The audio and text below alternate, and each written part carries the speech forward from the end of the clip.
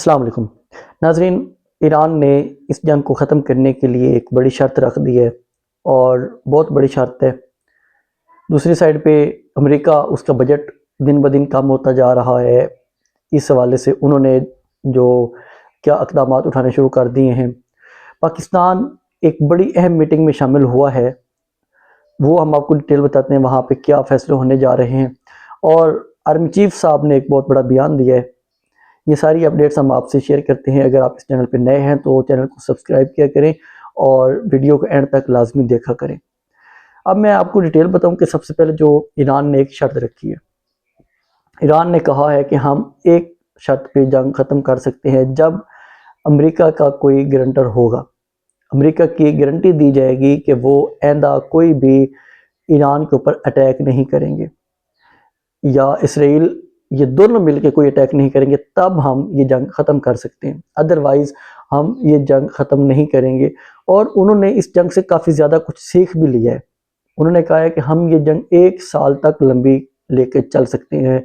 हम इस जंग को मज़ीद भी लड़ेंगे और जहाँ तक होगा हम इस जंग को लिंगर ऑन करते चले जाएंगे, क्योंकि वो ऑलरेडी 3 हफ्ते से ज़्यादा टाइम होने वाला है वो जंग लड़ रहे हैं और कंटिन्यू लड़ते जा रहे हैं। उन्होंने जो यहाँ पे एक मेन चीज़ देखी है कि वो अबनाए हरमज़ को बंद कर सकते हैं और अबनाए हरमज़ को बंद करके वो काफ़ी ज़्यादा नुकसान पहुँचा सकते हैं। पूरे मुल्कों की, सब मुल्कों की मैशत तबाह हो चुकी है। पाकिस्तान में 60 रुपए से ज़्यादा पेट्रोल ऊपर चला गया है। यूरोप में गैसेस की प्राइसेस सबसे ज़्यादा हो गई हैं। उसके अलावा अमेरिका खुद परेशान होता जा रहा है कि ये अब जंग इतने लंबी हमने सोची नहीं थी जितना अरसा जंग चल गई है।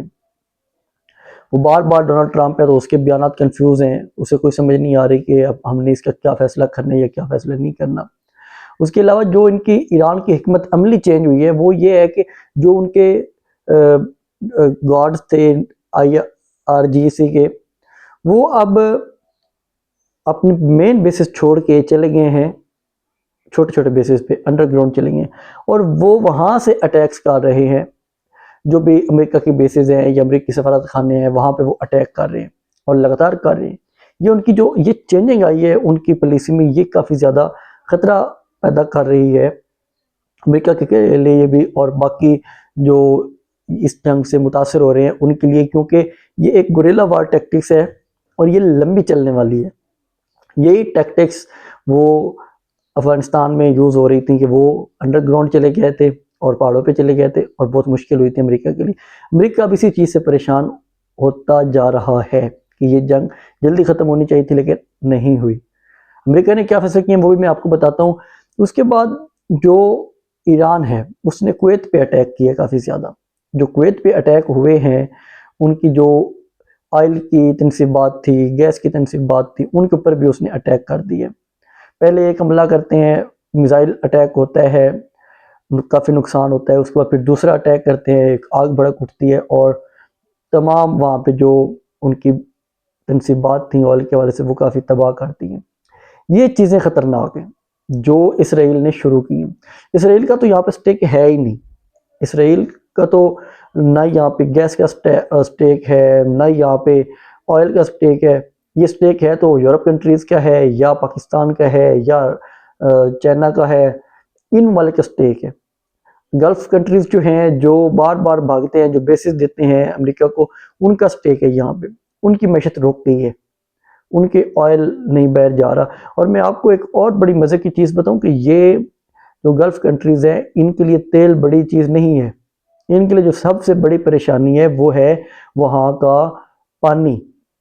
अगर ईरान इनके पानी पे अटैक करना शुरू कर देगा तो ये कुछ दिनों में ही सरेंडर करने बैठ जाएंगे, ये जो गल्फ़ कंट्रीज़ हैं।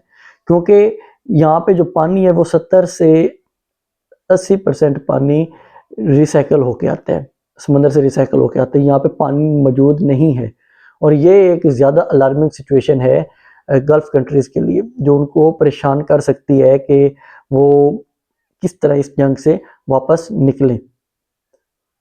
दूसरी साइड पे जो अमेरिका में इशू आ रहा है, डोनाल्ड ट्रंप के जो उन्होंने एक बजट रखा हुआ था, जंगी बजट, वो काफ़ी कम होता जा रहा है। जब पहला दिन ही था इस जंग का तो डोनाल्ड ट्रंप ने 10 से 15 अरब डॉलर का अम्यूनेशन वहाँ पे ज़ाया कर दिया था, उसके ऊपर जो बमबारी की थी ईरान के ऊपर, जो उनकी बेसिस पे, उनके जहाज़ों पे, मुख्तलिफ जगहों पे उन्होंने जो अटैक्स किए थे, उसमें 10 से 15 अरब डॉलर का उसने वहाँ पे असला ज़ाया कर दिया था। अब जो वहाँ पे एक उन्होंने बजट मांगने के लिए बोला है, जो ट्रंप इंतज़ामिया, उन्होंने कहा है कि हमें बजट दिया जाए ताकि हम जंग को कंटिन्यू करें। उस बजट में उन्होंने कहा कि हमें 200 बिलियन डॉलर दिया जाए ईरान की जंग के लिए। 200 बिलियन डॉलर एक बहुत बड़ी अमाउंट है। ये जो न्यूज़ एजेंसीज हैं वो यही दावे कर रही हैं कि इतना बड़ा बजट मांग के डोनाल्ड ट्रंप आखिर क्या करना चाह रहे हैं। डोनाल्ड ट्रंप की जो एक वॉल स्ट्रीट जर्नल है, उनकी एक नई खबर आई है सामने। वो कह रहे हैं कि अब डोनाल्ड ट्रंप एक ये मनसूबा कर रहा है कि मैं किसी तरह फोर्सेस ज़मीन पे लेके जाऊं, ज़मीनी अटैक कर दूं ईरान के ऊपर, और वहाँ पे जो आबनाए हरमज़ है उसको खुलवाऊं, क्योंकि वो काफ़ी ज़्यादा डैमेज कर रही है इन्हें, और बाकी जो खार जजीरा है उस पर कब्ज़ा कर लें और यूरेनियम भी वहाँ से उठा लें। अब डोनाल्ड ट्रंप इन चीज़ों के पीछे पड़ा हुआ है।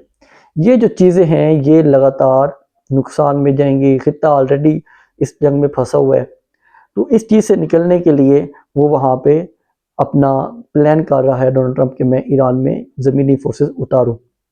ये देखते हैं कि ये क्या इस तरह के फैसले कर पाते हैं या नहीं कर पाते, क्योंकि काफ़ी दिनों से डोनाल्ड ट्रंप की जो पॉलिसी है वो कभी यू टर्न पे चली जाती है, कभी किसी साइड पे चली जाती है, कभी किसी साइड पे चली जाती है। अब देखते हैं कि वो इस पे क्या फैसला करता है डोनाल्ड ट्रंप। मज़ीद जो अभी खलीजी ममालिक हैं, उन्होंने एक इजलास बुलाया है, 11 ममालिक में मिल के एक वज़राए ख़ारजा का इजलास बुलवाते हैं। उस इजलास में पाकिस्तान भी शामिल होते हैं। अब पाकिस्तान और बाकी ममालिक वो जब वहाँ पे शामिल हो रहे हैं, तो इन्हें चाहिए था कि ईरान के वज़ीर ख़ारजा को भी वहाँ पे बुलाते और उनके साथ मशवरा करते कि ये जो आप कर रहे हैं क्यों कर रहे हैं। अब सऊदी के वज़ीर ख़ारजा कहते हैं कि ईरान गलत कर रहा है अपने हमसायों के ऊपर अटैक करके, तो आप क्या कर रहे हैं? जो आप अपनी बेसिस दे रहे हैं ईरान के ख़िलाफ़ अमेरिका को कि वो वहाँ से आता है अटैक करता है, तो ये जो 11 वज़राए ख़ारजा हैं, ये ज़रा ये बताएं कि वो अपनी बेसिस क्यों किसी और मुल्क के ख़िलाफ़ इस्तेमाल होने दे रहे हैं, अपनी सरज़मीन क्यों उसके ख़िलाफ़ इस्तेमाल होने दे रहे हैं। यहाँ पे ये इनको सांप सूंघ जाता है, इसके हवाले से ये कोई बात नहीं करते, कहते हैं कि ईरान क्यों अटैक किए जा रहे हैं। भाई अगर ईरान अटैक कर रहा है तो आप इस जंग को ख़त्म करवाएं। आप ईरान को कहें कि हमारी ज़मीन इस्तेमाल नहीं होगी, ये बयान दे देते हैं, लेकिन फिर जब रिपोर्ट्स आती हैं तो वहाँ से इनकी तरफ जहाज़ जा रहे होते हैं ईरान की तरफ, और ईरान के ऊपर अटैक कर रहे होते हैं। अब ईरान ने बोला है कि हम वहाँ पे जो उनकी नेट की इंटरनेट की केबल गुजर रही है हम उसे भी काट देंगे। वो कर भी सकते हैं, क्योंकि इससे पहले उन्होंने कहा था हम अपने हरमस बंद करेंगे। सबने मजाक उड़ाया कि ये बंद करेंगे तो ईरान खुद ही तबाह हो जाएगा, लेकिन ईरान ने वो बंद कर दी थी। अब वो हो सकता है ये भी बंद कर दे इंटरनेट भी, ताकि जो इनको लोकेशंस मिल रही हैं सेटेलाइट्स के मदद से वो चीज़ें देख रहे हैं वो उन तक ना पहुंच सके। ईरान ये भी कर सकते हैं। लेकिन ये हमारे जो मुस्लिम ममालिक हैं इनको देखना चाहिए कि अगर इन्होंने अपनी हिफाजत के लिए इतना ज़्यादा ये पैसा भी इन्वेस्ट करते हैं अरब ममालिक में, और वहाँ पे इनके जो फ़ौजी रखते हैं सऊदी अरब में या कतर में या दुबई में, वो ममालिक जो इनके फ़ौजी रखते हैं वो भी वहाँ पे काफ़ी ज़्यादा अपने आप को इन्वेस्ट कर रहे होते हैं।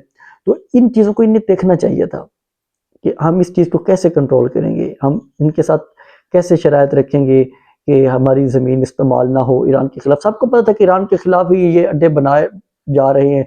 अब ईरान ख़त्म हो जाएगा तो फिर इनके अड्डे किस काम के? अब ये डील क्यों नहीं करते, बात क्यों नहीं करते? ये कहते हैं ईरान की रजीम ख़त्म करते हैं हम, एक ही बात है। इनको चाहिए कि ये यहाँ पे आएँ, बातचीत करें और अड्डे ख़त्म करवाएँ, क्योंकि इसके बाद अगला टारगेट कोई और मुल्क हो सकता है और ये आग फैलती चली जाएगी, क्योंकि इसराइल इससे रुक नहीं रहा।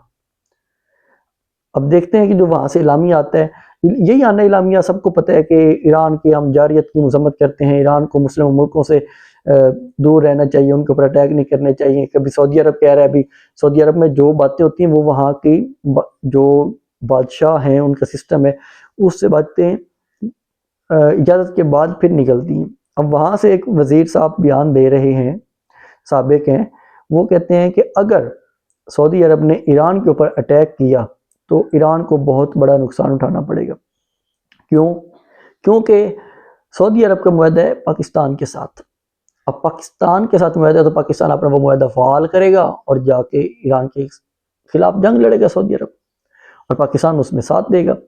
यही मुआहदा इनका अमेरिका के साथ भी था, और अमेरिका ने क्या किया, उसने उल्टा ईरान के ऊपर अटैक भी किया है और इनको सेफ भी नहीं किया। पाकिस्तान क्यों इनको सेफ करे? पाकिस्तान को ये कहते हैं कि हमें आए सेफ करें और उसके बाद फिर हम अपनी मर्जी से रहें। ये चीज़ें गलत होती हैं। खुद अटैक ना करेंगे तो अटैक नहीं होंगे। दूसरी साइड पे हमारे जो आर्मी चीफ साहब है, जो इस मुल्क के करता धरते हैं, सारे फैसले उन्हीं के होते हैं। जंग लड़नी कहाँ पे है, कहाँ पे नहीं लड़नी। हमारी जो सिविल एडमिनिस्ट्रेशन है वो तो बराए नाम है, उनको तो पता ही नहीं होता ना कि हमने क्या करना है और क्या नहीं करना।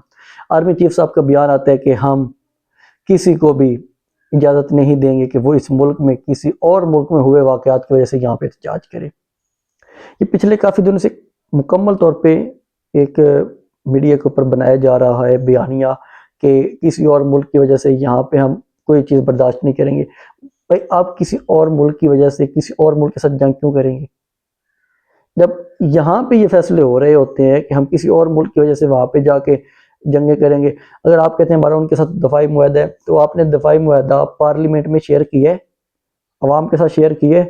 दो बंदे उठते हैं जाके मुआहदा कर देते हैं, एक आर्मी चीफ साहब और एक शहबाज शरीफ साहब, वो जाके मुआहदा कर देते हैं। और अब अवाम के ऊपर ये चीज़ें मुसलत किए जा रही हैं कि आपने बिल्कुल भी एहतजाज नहीं करना। क्यों भाई?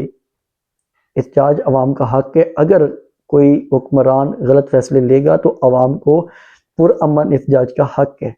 इंतशार किसी को भी नहीं करना चाहिए, ना जलाओ घराव करना चाहिए, कुछ भी नहीं करना चाहिए। पुरअमन एहतजाज करना चाहिए, हर आदमी का हक है। या तो आप इस चीज़ को बिल्कुल ही ख़त्म कर दें कि एहतजाज हक नहीं है, या फिर आप अपने फैसले सही करें। आखिर पे मैं आपको बताऊं कि जो अमेरिका है वो एक बड़ी अजीब चीज़ खेल रहा है। वो इस जंग को गेम की तरह यूज़ कर रहा है कि हम ये गेम खेल रहे हैं, लगातार गेम खेल रहे हैं। ये चीज़ें वो एक नॉर्मलाइज करने की कोशिश कर रहे हैं कि ये जंग चल रही है, ये गेम की शक्ल इख्तियार कर चुकी है, हम तो इसे इंजॉय कर रहे हैं। ये इंजॉयमेंट नहीं है, ये एक मुल्कों को तबाह करने का प्लान है। पहले ईरान को, उसके बाद अगला मुल्क, फिर अगला मुल्क, एक ग्रेटर इसराइल बनने का ख्वाब है। और ये यहाँ पे ये एक गेम्स बना बना के दिखाई जा रहे हैं कि हम देखिए ये गेम यूज़ कर रहे हैं। उसमें गेम्स में मीम्स शामिल कर दी हैं, जो यहाँ की वीडियोस होती हैं ना, उसमें मीम्स शामिल कर दी हैं कि ये देखें हम कितना एंजॉय कर रहे हैं। ये यहाँ से इनका ना एक बंदा अंदाज़ा लगाता है इनका माइंडसेट क्या है, कि वो इस जंग को किस तरह यूज़ कर रहे हैं। पूरी दुनिया इससे इफ़ेक्ट हो रही है और ये उसमें गेम्स ऐड कर करके अपने आप को इंजॉय कर रहे हैं। लोगों के सामने मीडिया में ये फैला रहे हैं कि देखें जी हम कितना अच्छा इंजॉय कर रहे हैं, वहाँ पे लोगों को मार रहे हैं। हद है। और पाकिस्तान के यहाँ से उनको पीस ऑफ बोर्ड का चेयरमैन मुंतखब हुए हैं वो खुद ही, और उसके बाद उसके मेंबर भी है। इस तरह की चीज़ें हो रही हैं, आदमी खुद हैरत में जाता है कि इसमें इनको क्या सोचना चाहिए कि हम किधर जा रहे हैं। इसके साथ ही मुझे इजाज़त दें। अल्लाह हाफ़िज़।